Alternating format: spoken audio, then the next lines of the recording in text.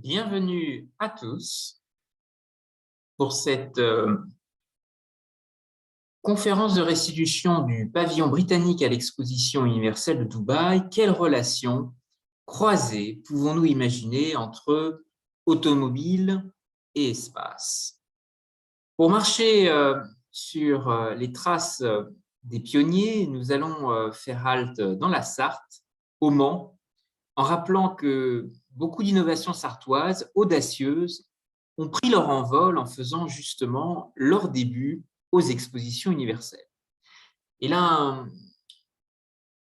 des grands personnages que je voudrais vous proposer d'aborder en guise d'introduction, c'est le fils d'un pionnier, c'est Léon Bollée, qui, lors de l'exposition universelle de Paris en 1889, avait été récompensé pour sa fameuse machine à calculer que vous voyez ici en photo. Et ce dernier va se passionner de découvertes, de mécanique, d'ingénierie, de projets débordantes et entreprendra la première course automobile de l'autre côté de la Manche, entre Londres et Brighton. Cette course qui prit le nom de Emancipation Run. Alors, Léon Bollée a laissé au Mans les traces d'un formidable inventeur dans le domaine de la course automobile, dans la quête de vitesse, dans la quête d'innovation. Cette ville a une identité particulière dans cette approche des mobilités.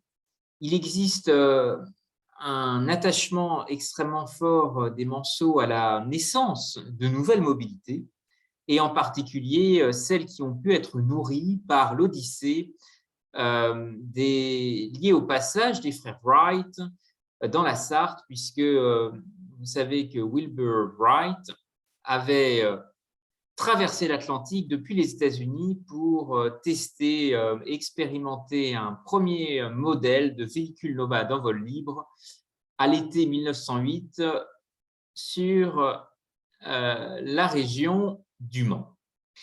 Et il existe encore aujourd'hui dans l'espace public une statue, l'Envol, qui porte ce message de conquête, d'altitude, de prise de risque dans les airs, et qui nous invite certainement à réfléchir demain à de nouvelles mobilités avec l'espace. Quelques photos de cette statue qui a été effectivement déplacée de son socle original, et puis des photos d'archives aussi qui rappellent la prouesse de Wilbur Wright, qui viendra au Mans en véritable pionnier. Il se rendra également dans d'autres villes passionnées d'aviation et d'aéronautique, et en particulier à Pau. Parler de la ville du Mans créative, c'est aussi marcher sur les traces d'Antoine de Saint-Exupéry, qui a passé une partie de son enfance.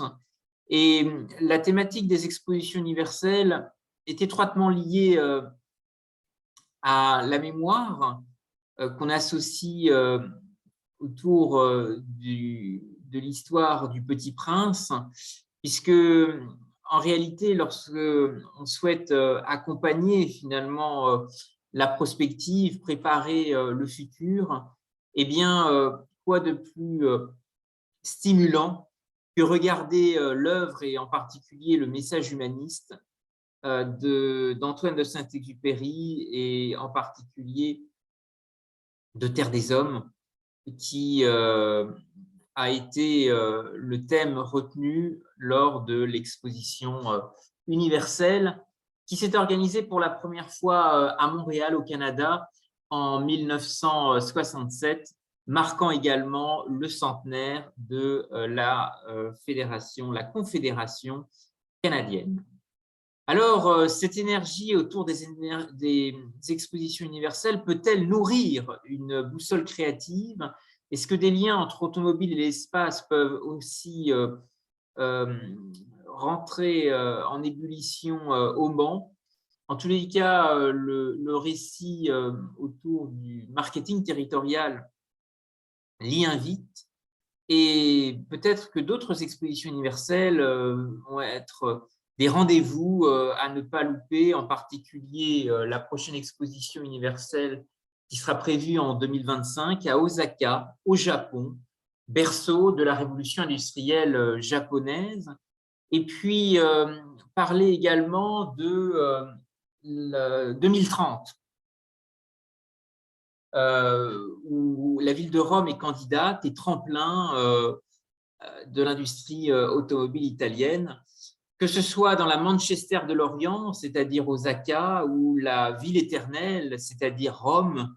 Nul doute que la créativité mancelle a bien des ressources à partager dans la préparation mécanique et la compétition automobile du futur.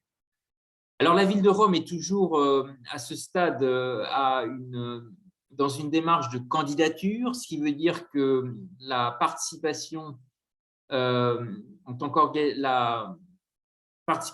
puissance organisatrice n'a pas été confirmée. Souhaitons toutefois qu'une exposition universelle puisse se dérouler en Europe et se relier, se connecter avec de nombreuses métropoles régionales, européennes, inventives et innovantes.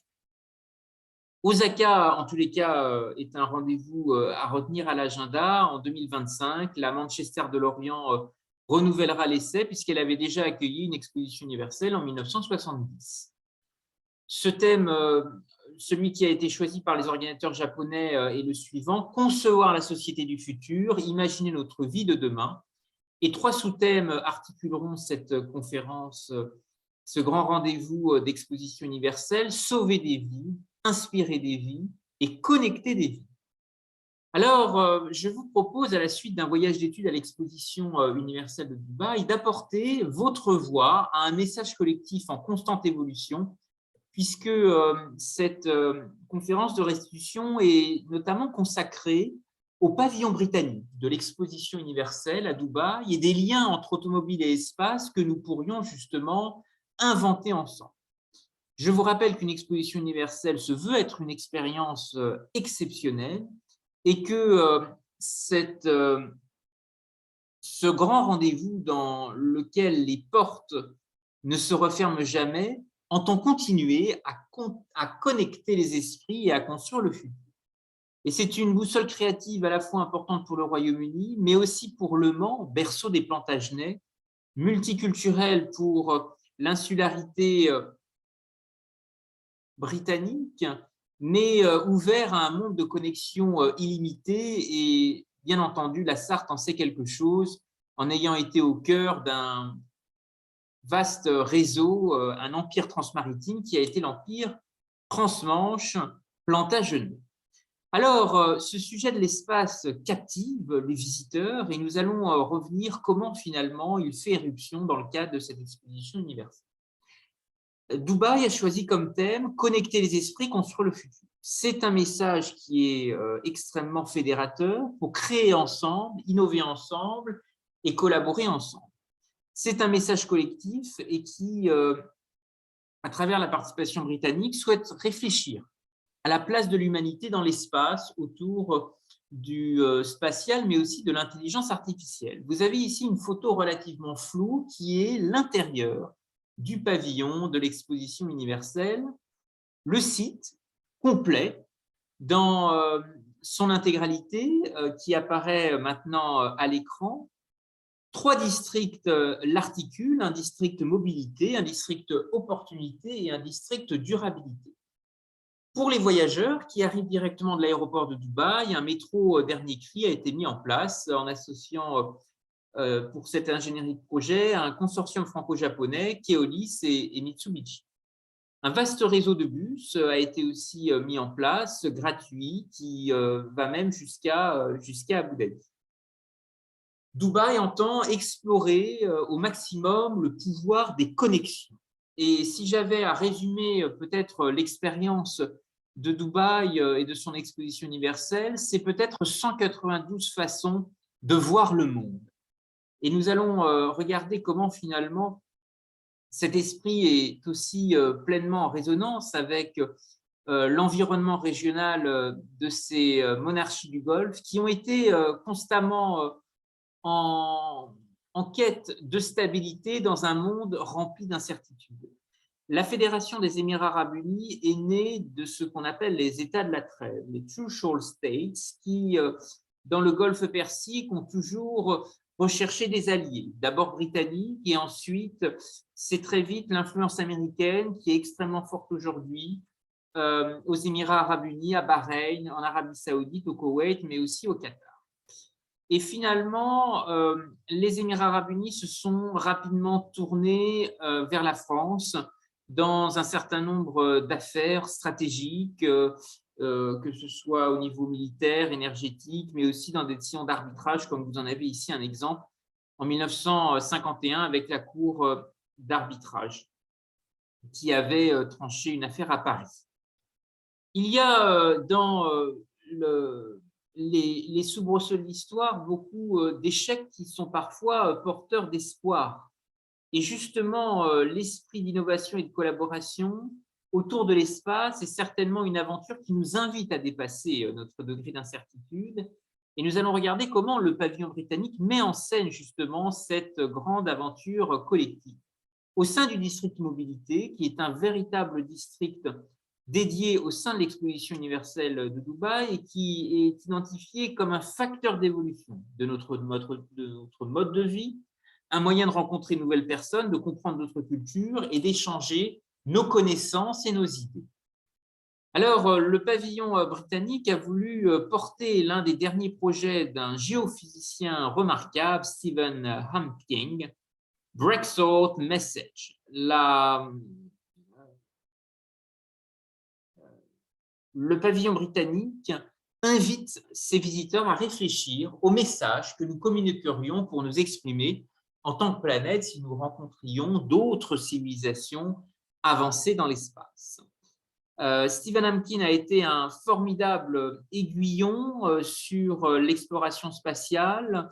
Il est né le 8 février 1942 à Oxford et comme il le rappelait à titre anecdotique, il est né 300 ans jour pour jour après la mort de Galilée.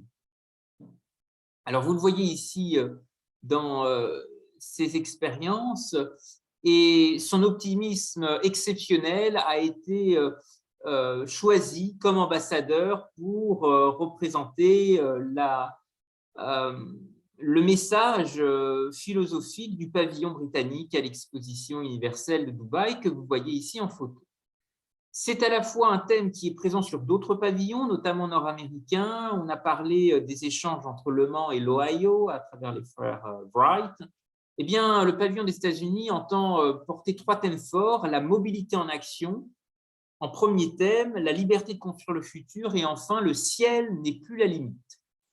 Je vous ai parlé de l'importance qui lie Antoine de Saint-Exupéry à la cité mancelle et l'écrivain a bien entendu rayonné outre-Atlantique et en particulier lors de l'exposition universelle de 1967 à Montréal, Terre des Hommes, qui portait le message de l'ouvrage éponyme d'Antoine de Saint-Exupéry, en marquant à la fois le centenaire de la Confédération et un message aussi de paix dans le contexte de guerre froide. Alors, les expositions universelles sont depuis toujours un miroir industriel et territorial très important depuis les origines au Royaume-Uni. En vous rappelant sa qualité de président de la Société des Arts, le prince Albert avait créé un comité pour organiser des expositions dans le but d'améliorer le design industriel britannique. Une exposition à Birmingham a été suivie de la première exposition internationale qui s'appelait la Grande Exposition des produits de l'industrie de toutes les nations qui s'est tenue au Crystal Palace à Hyde Park à l'été 1951 à Londres. Et la reine Victoria s'y est rendue pas moins de 34 fois. Et elle a écrit à son oncle Léopold, roi des Belges, que l'inauguration de la Grande Exposition était le plus grand jour de notre histoire. Vous voyez ici des photos de ce formidable Crystal Palace qui a été un formidable rendez-vous pour aussi promouvoir l'innovation transmanche, l'innovation portée par les îles du monde entier. Et c'est certainement quelque chose qui peut guider encore et toujours Le Mans, ces industries créatives dans de nouveaux défis. À l'heure où effectivement le monde anglo-saxon a aussi largement utilisé les expositions universelles pour y dévoiler des commodités, des friandises et des expériences modernes. 1893, l'électricité, la grande roue et la fermeture éclair à l'exposition universelle de Chicago, l'appareil à rayon X en 1901 à Buffalo, l'exposition universelle de Saint-Louis où apparaît le cornet de glace, de crème glacée et le hot dog pour faire patienter les longues files d'attente.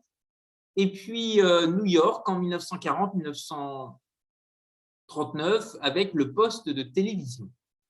Dubaï est un carrefour de la diplomatie, un carrefour des échanges, et à travers les liens entre automobile et espace, il y a une place de premier choix pour la Sarthe. La Sarthe a aussi un positionnement extrêmement fort dans l'agroalimentaire, et d'autres pays pourraient à ce titre créer des passerelles en faveur de la diplomatie et de la paix. Je pense en particulier à l'Ukraine, qui a un pavillon remarquable avec des innovations en matière de mobilité qui inspirent le respect, un vélo électrique pouvant parcourir 390 km après une seule charge, une impression 3D pour la céramique et des stores solaires capables de générer de l'énergie, reflétant ainsi le caractère unique et l'originalité du peuple ukrainien et de sa culture à travers le prisme des technologies modernes. Le pavillon Ukraine, en lien avec la transformation alimentaire et agroalimentaire de la Sarthe, présente un champ créé à partir de vrais épis de blé, de nano-blé et de blé numérique. Et cette solution démontre symboliquement le mouvement de l'Ukraine vers l'harmonie en relation avec la nature et le progrès technologique. Dans cette Ukraine intelligente et tous ces points de connexion, il y a un vaste programme sur ce pavillon avec des défilés de mode, des séminaires thématiques et des performances créatives. Notons aussi une coopération spatiale qui existe entre le Royaume-Uni et l'Ukraine et qui est un axe de coopération justement mis en valeur à l'occasion de l'exposition universelle de Dubaï. Vous voyez ici quelques photos avec les officiels. Alors, la relation transmanche qui s'est cultivée à travers l'Empire, à travers l'âge d'or des Plantagenets est ancien. On a tous en souvenir Guillaume le Conquérant, la mort d'Harold II d'Angleterre et la victoire de Guillaume le Conquérant est un moment extrêmement intéressant parce que marqué par le passage d'une comète. Et cette comète est un élément extraordinaire au niveau mondial parce qu'elle a été mentionnée également en Chine, en Corée et au Japon. Et c'est une boussole créative pour l'histoire de la cité Bajocas, mais aussi pour les technologies et du futur qu'entend promouvoir le pavillon britannique à l'exposition universelle autour de l'intelligence artificielle et du secteur spatial. Rappelons aussi que cette comète de Halley, qui a été nommée en l'honneur d'Edmond Halley, célèbre astronome britannique, est le fruit d'un travail scientifique ardu. Ce dernier avait calculé le retour périodique de cette planète tous les 76 ans. Et son goût pour les sciences est né d'un observatoire qu'il a construit sur l'île Sainte-Hélène afin d'y dresser la première carte du ciel austral. Et à ce titre, explorer les astres, c'est se demander si, au contact d'Isaac Newton, Halley s'était demandé si l'attraction d'une comète passant trop près de la Terre pourrait déplacer les océans jusqu'à inonder des régions continentales. Et par cette hypothèse, il fut l'un des premiers à expliquer rationnellement le déluge biblique.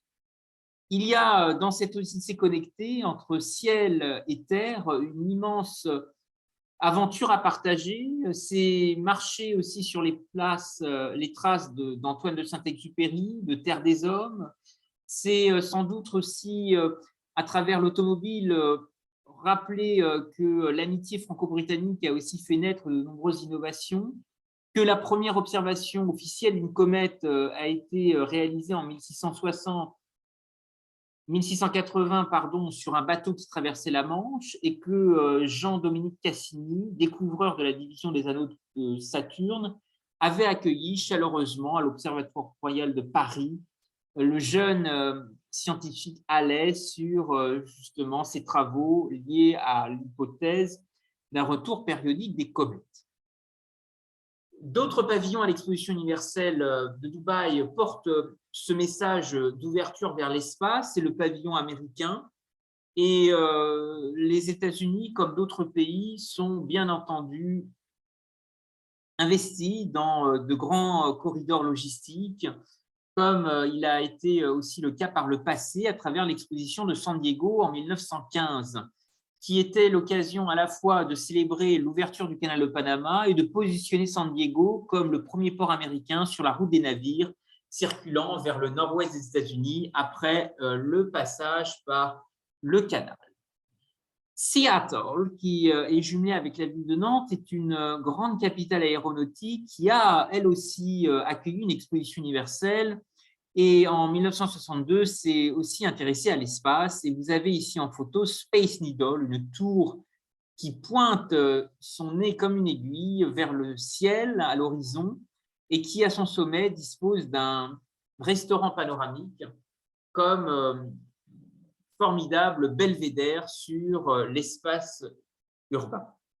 Alors, nous avons regardé ensemble l'avenir, le futur des expositions universelles. Vous dire que la ville de Rome est candidate à l'exposition universelle de 2030, que Osaka, bien avant, en 2025, est confirmée comme puissance accueillante de la prochaine exposition universelle. Vous savez que le Kansai, toute la région d'Osaka, est le berceau industriel de la révolution de l'ère Meiji et a été souvent surnommé la Manchester de l'Orient.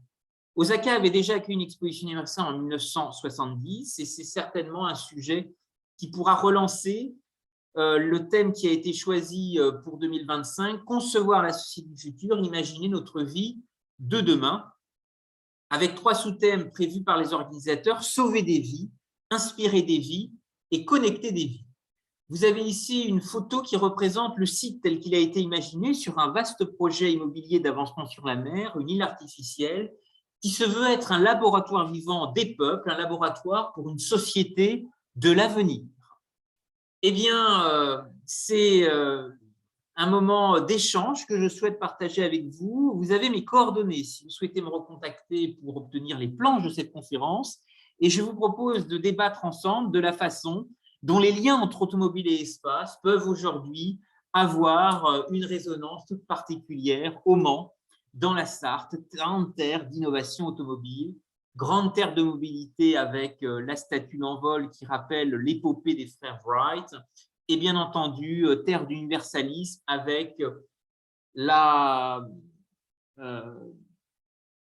formidable Odyssée d'Antoine de Saint-Exupéry et de son œuvre Terre des Hommes. Je vous remercie à tous pour votre attention.